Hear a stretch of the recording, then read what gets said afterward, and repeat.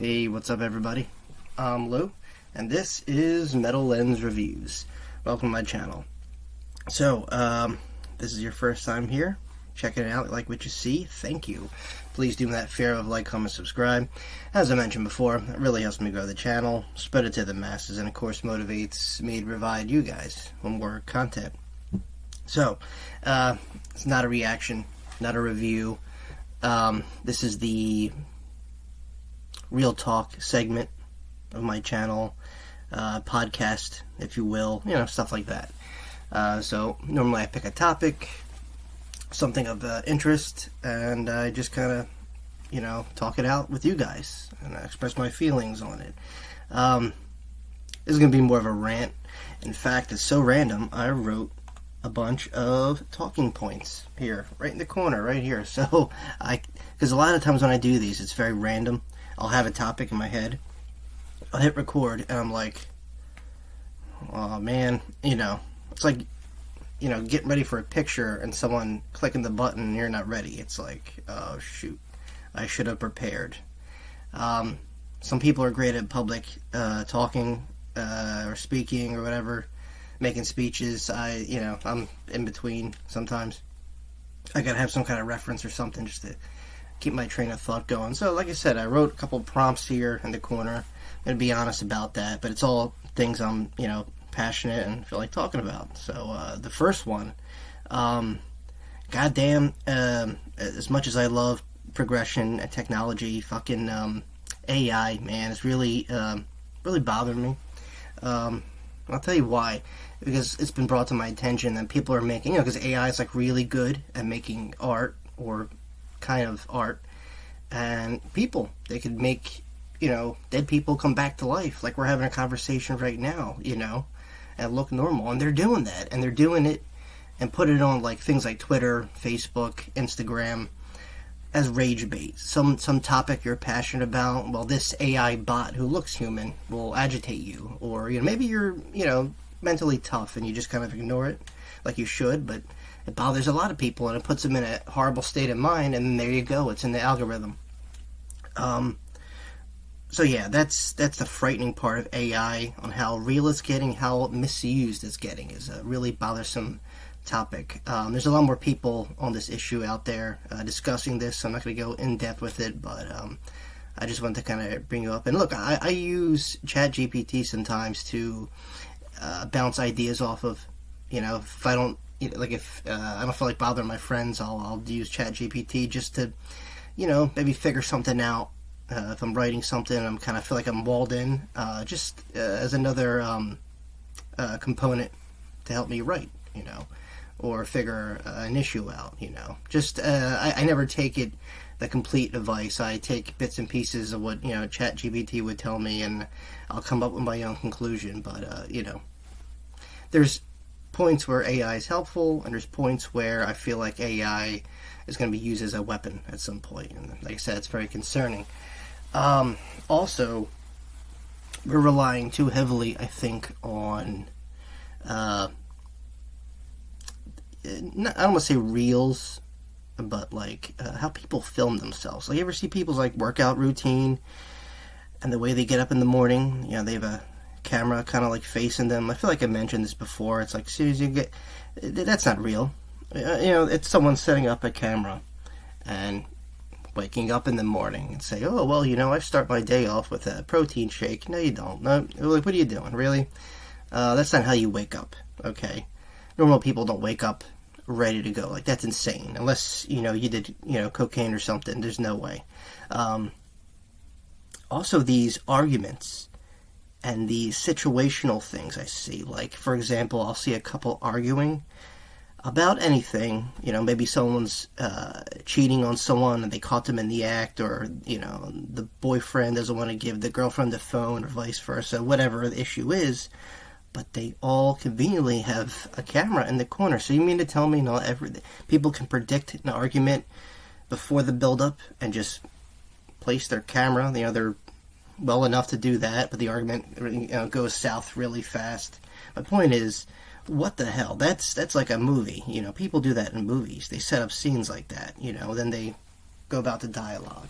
And I know there's probably some kind of point to it or something they're trying to get across, but it sounds insane, okay? And it looks insane. And it's, if you're trying to give advice like that, just do what I'm doing. Talk like this. Be candid about it. Don't set up a movie. Jesus Christ. I mean, yeah, okay, I needed some, prompts here and pointers to kind of keep me on track with this discussion, because there's a lot of topics. Well, not that many, but, so I wouldn't have to stop and pause and, think what I was going to say. But, yeah, craziness. Like, why, that's not real life, and I feel like that's taken over a lot. And, I mean, if it's making you money, I guess, good for you, that's great, but think of the potential harm that could cause someone who's very influential and sees a couple like that arguing, and then, like, have to, like, look inside themselves, like, oh, well, maybe I should set up an argument like that. No, arguments are not on purpose. They're just spontaneous. That's how they've always been, and that's how they're always going to be, unless you're a narcissist and you initiate the arguments or whatever. But yeah, I just wanted to keep that, short and sweet. It's insane. It's insane, and, we're all guilty out of it. Doom scrolling. We do that all the time. But, you come across these arguments or these situations. Someone's buying a coffee, maybe messing with the clerk, trying to make a joke, or, standing up to a cop when you get pulled over. Like I said, in that sense, yeah, I could see that being recorded. But situational stuff, personal stuff, I don't know. It's just so convenient to have a camera there and to make it feel like, oh, it was just spur of the moment. I'm not buying it, and I don't think you guys are gonna buy that either. And it's just it's getting old, but people are gonna keep doing it because it gets some views. And like I said, we all do it some way, but that is just, I'm seeing it too much, and I feel like it's influencing people that are maybe simple-minded, and they take it at heart, and it develops unstable people. Let's see. Oh yeah. So now I'm going to segue right into our favorite topic here. One I definitely shouldn't be commenting on. But I'm going to say it anyway. Relationships. That's right. I mentioned something. Well, actually, I wrote something down recently before I started this, and that was, so back in the day. I'm talking early 2000s, mid 2000s, maybe, so like 2008 on, or maybe even a little before that. It was like comparing the dating game and how to court a woman. What I mean by that's an old term, courting. Like getting someone you like to not just favor you, but to, like, pay attention to you, to recognize you, to kind of admire your effort on, establishing first contact. I know that seems alien today, and, goddamn frightening, going up to someone, because usually, if it's a guy trying to talk to a girl, she's with, like, 10 of her friends, and now you gotta wait for the right moment without embarrassing yourself, because God knows how that's going to turn out. But no, back then, while, those situations still existed, I feel like it was a little more easier, and the level of conversation flowed a little bit better, because people generally had interests, and, you didn't know where the relationship could go. It could last a week, or it could last 5 years. I don't know. That's one thing I miss about the hunt. It wasn't so much just, like, all right, tonight, we're going to talk, whether it be if you're still in school or if you're just getting out there, you're 21, going to the bar. It just felt like the situations were set up a little more easy, a little more, not as much weight on your shoulders as it is today. Today it just feels like it's not just a competition. Let me tell you about that competition, because this is wild, all right? Hang on. So this is true life. In fact, this happened, I don't know, about like a month ago, right? So I have a habit sometimes, if I get on Facebook, they give you like a recommend of friends, this person has, I don't know, 30 people you might know. So, whatever. If I'm feeling the mood, I'll click. I don't care. I'm random like that. So 9 times out of 10, if it's someone I don't recognize and they have a lot of my mutuals, it's probably a bot. This has been brought to my attention too. That's a whole other subject. These bot profiles. Well, anyway, it was a chick. She was attractive, whatever. I don't know. I thought maybe we crossed paths at some point. Anyway, my point is, a week or two after doing that, this random guy, sends me a message on Facebook, and he's like, "So, what's the deal? I forgot the name that fast. I'm gonna just say a random girl named Jen." He's like, "So are you and Jen like a thing? I see you guys as friends, as mutuals. Like, is there anything there? Is there anything there? I'm like, bud, I'm just figuring out myself that she's probably not even real. And he's like, not even real. Yeah, but like, is there anything there? If you talk to them, they're like, no. Knock yourself out, man. Oh my God, has the dating pool gotten so down that we're gatekeeping the chicks that we talk to? That's what it's, because that sounded desperate as shit, and I don't even know this person. I had to look into my fucking messages to be like, who's this man number one? So obviously, see, this is like a phishing tactic. These bots will befriend, people that are obviously interested, keep up a conversation, come off as very attractive and alluring, and at some point, I guess, if you don't catch on by then, probably try to, fish some money out of you.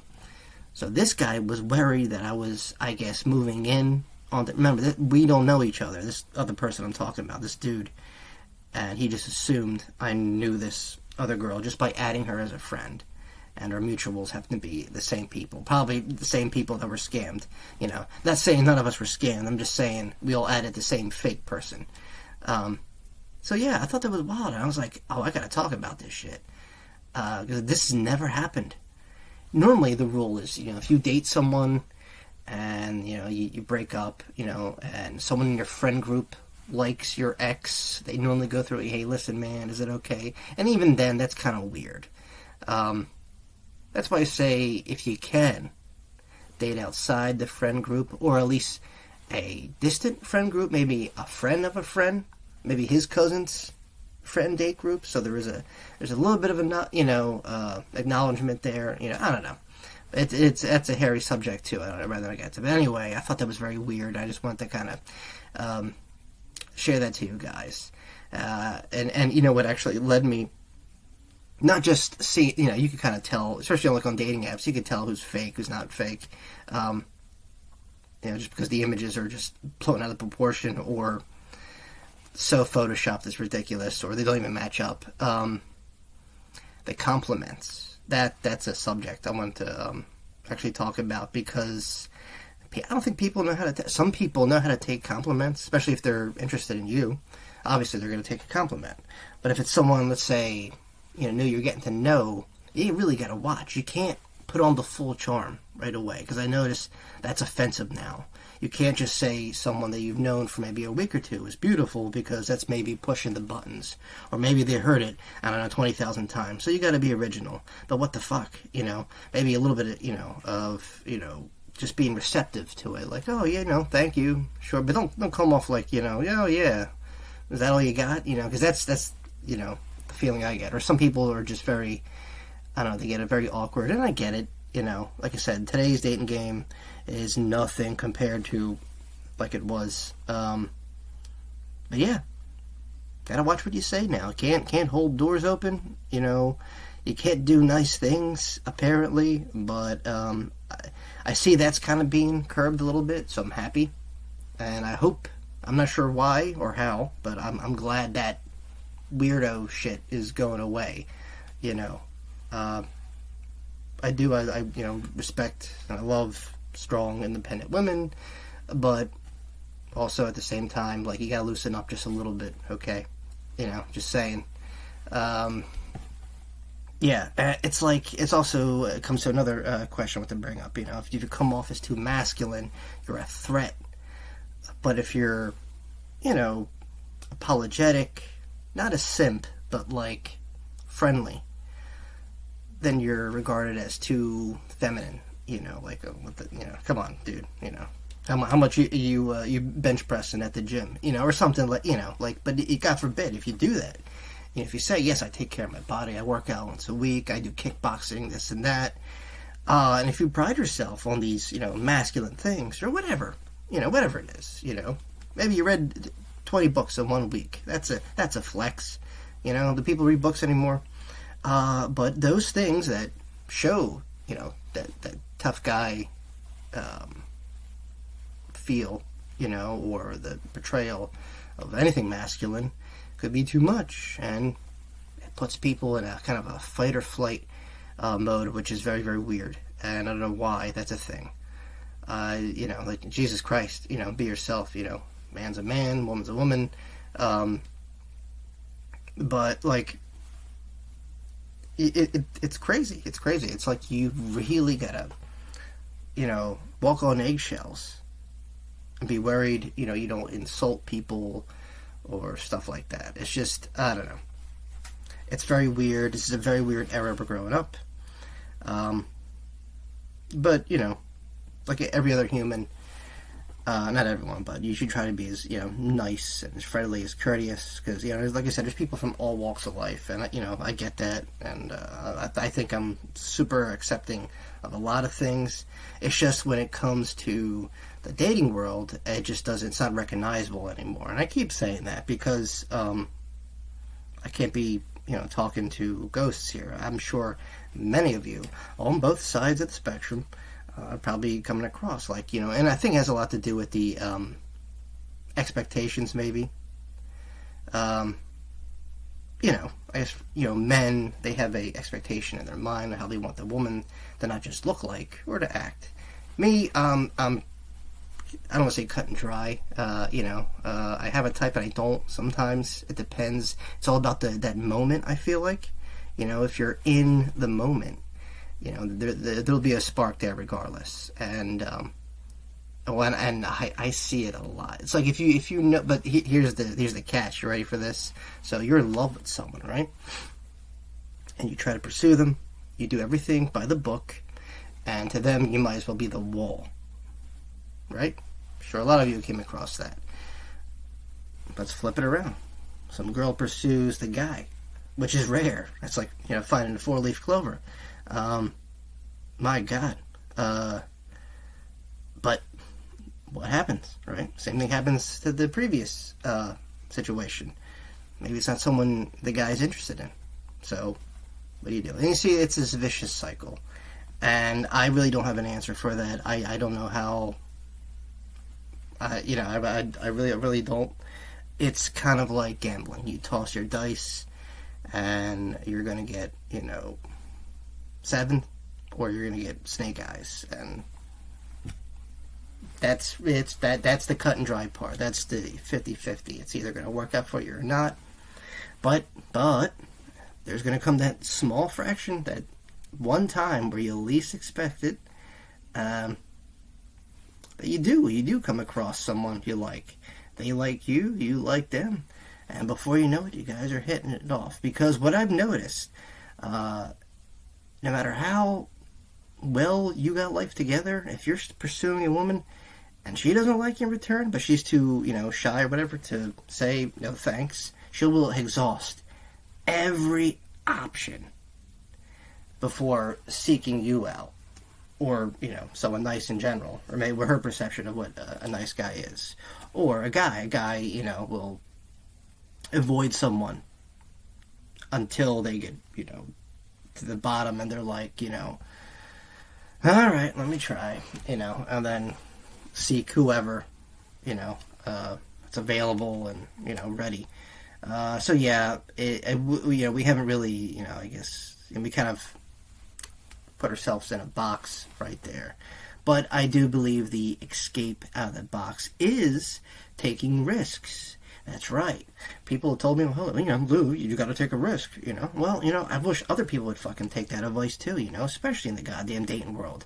Date someone who you normally wouldn't date. How about that? I always hear it all the time. So, well, you guys got to have some things in common. Maybe not. You want to hear one of my success stories? Some time ago, one of my longest I had one relationship that was 10 years, another one that was 5 years. My 5 year relationship, which was pretty early on, we couldn't be more opposite. Like, I'll give you an example. You know, like Hot Topic, what that looks like? Not now, but like Hot Topic when it was, goth. Now picture that. Now picture the Gap or Old Navy, okay? That's how we looked, I dressed in like a Slayer t-shirt, and, she was wearing whatever it is people shop at Old Navy or the Gap or whatever. I don't know. Anyway, she was preppy type metalhead. And I don't know, we made it work for 5 years. And we couldn't be more opposite. I got her to like some of my music. Her music was a little questionable, but whatever. Especially now, I have a open mind to different musics, and I think it might have stemmed from that. Because you want to, like you said, you want to find some kind of common ground with someone you're pursuing or dating, But like I said, we could, other than that, even how we were brought up and raised, culture-wise, just completely different. Even her friends were like, really? Yeah, varsity players here and theater kids, but you picked the guy who listens to Metallica? What? So they were baffled. But look, 5 years is 5 years. And I think it's because of those opposites. It's like, I don't know, learning a new skill.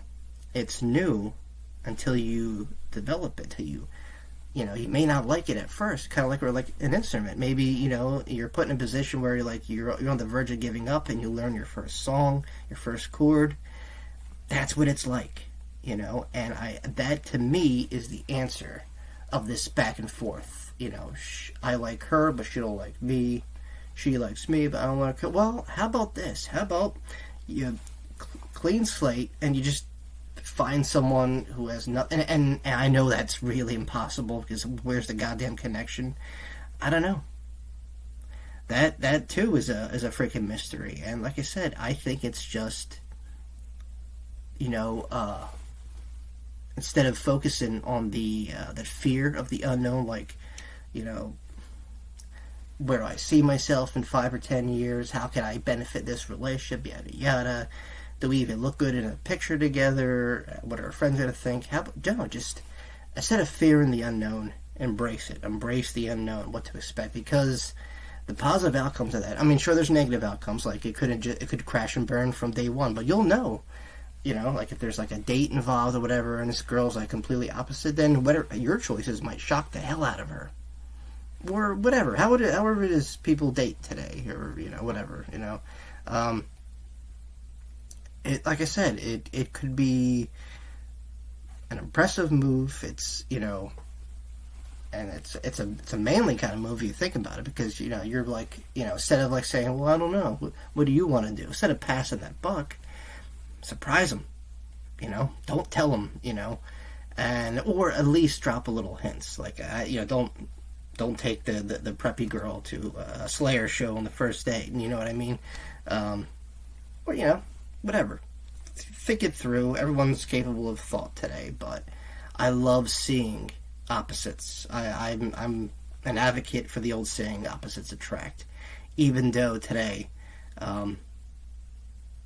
that seems like it's kind of dying, but yeah, I would love a resurgence of that. I think that's key. I think it keeps life going. You're always learning with each other, especially like in a relationship like that.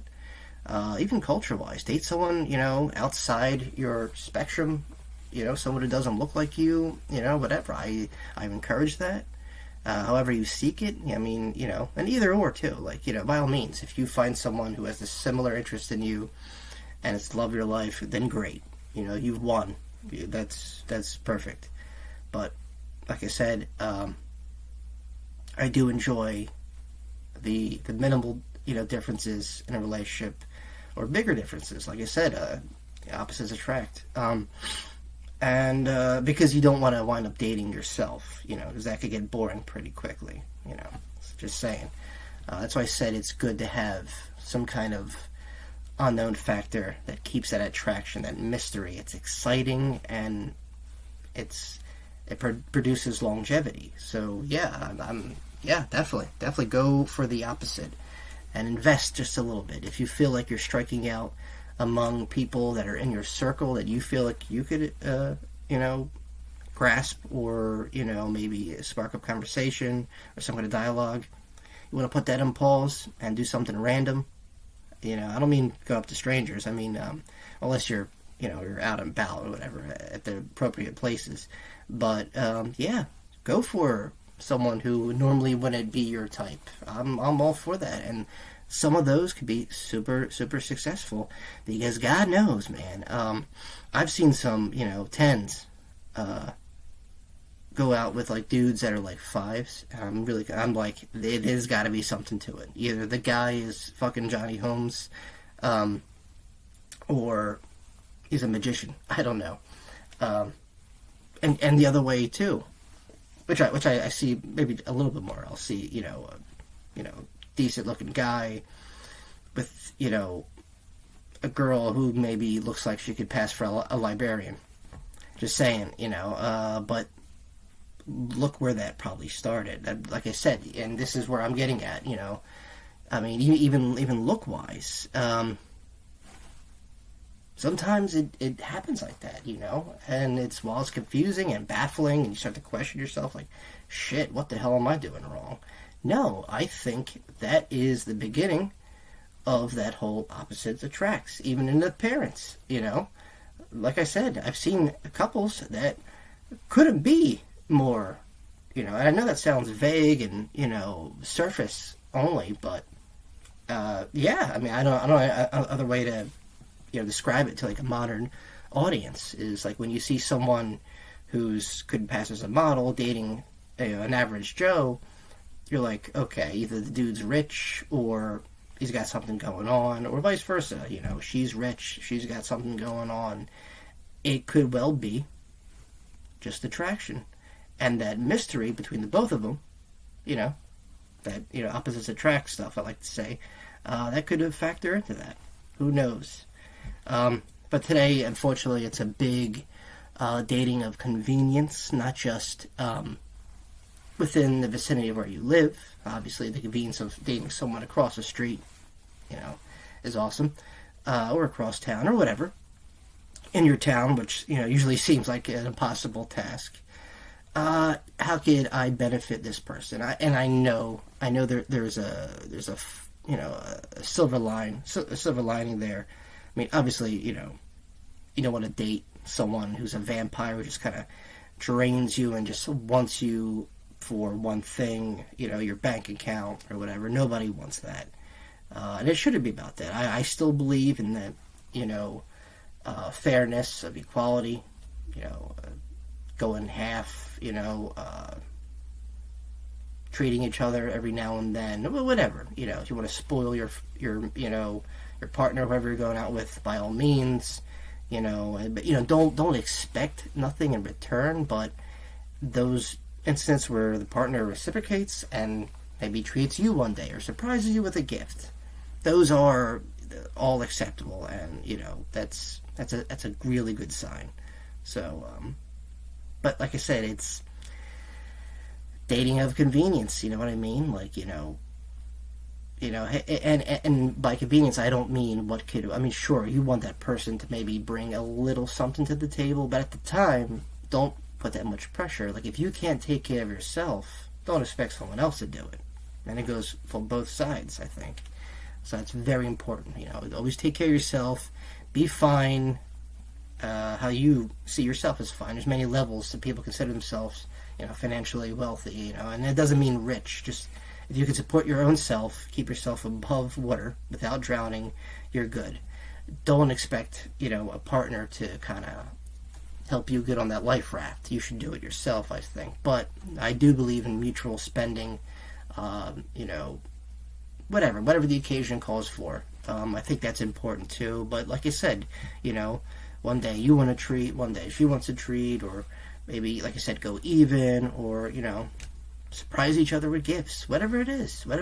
But don't, put these expectations on each other. I think it should be just fluid, and just kind of, not just straight to the point, but like, have an even flow to relationships, where hopefully money and ego is checked at the door. I'm not a picky person at all. I would date someone who worked at McDonald's or, worked at the Hilton Hotel as a concierge. I don't care. That rich lifestyle doesn't impress me at all. Never has. And whether you're rich or broke, the most valuable thing is, I think, a person's personality, what's in here, and that's being rich. I think if you're a genuine rich person with a great personality, understanding, and you show emotion. Some people are emotion illiterate, I understand, but they express themselves in different manners. But my point is, I don't care what's in the bank account. That's my personal thing, and I think that, like I said, just puts too much pressure on people. How you dress, what are you buying? How can I keep this act of impressing someone? Make it easy. Do what works within your means, and keep at it if it's working wonders. But yeah, enough with this. This leeching off of each other, and I see couples do this. What I was telling you before, filming themselves in awkward situations. How does that benefit anyone? That isn't real life. But back to my point, I think the real way to not just someone's heart is just to be not just yourself, but genuine and honest, and loving and compassion. Remember that? That's what makes a relationship. Don't date someone for the what they have in their account or their credit score. Date someone because you want to. Alright, did I cover everything here? Yeah, I think I covered all my talking points. Yeah, this is the probably first and last time. Normally I just kind of go off the top of my head, but I had some pretty good talking points I wanted to, analyze and come across and discuss to you guys. Now, I know not everyone's going to like this. I don't think I said anything offensive. If I did, sorry. But, like I said, these are all candid. These are my thoughts, my opinions on these subjects I just mentioned. But yeah, I'm interested to hear what you guys have to say or add to this. Comment below if you want. And that's all I got. Thanks for tuning in. Thanks for listening to me rant about these subjects here. I thought this was fun, productive, and probably the longest I've talked in a while. It feels really good getting it off my chest. Now I gotta go edit this and, do my thing. So that's always fun. Alright guys, thanks again for watching. Hey, look, if you got anything out of this, great. Like I said, you want to add to this, comment below. You guys know what to do. If you want to contribute to the channel at all, or throw me a subject, a movie to review, or something to react to, I'll leave a link down below entitled Buy Me a Coffee. You could do it through that. Other than that, if you haven't already, please like, comment, subscribe.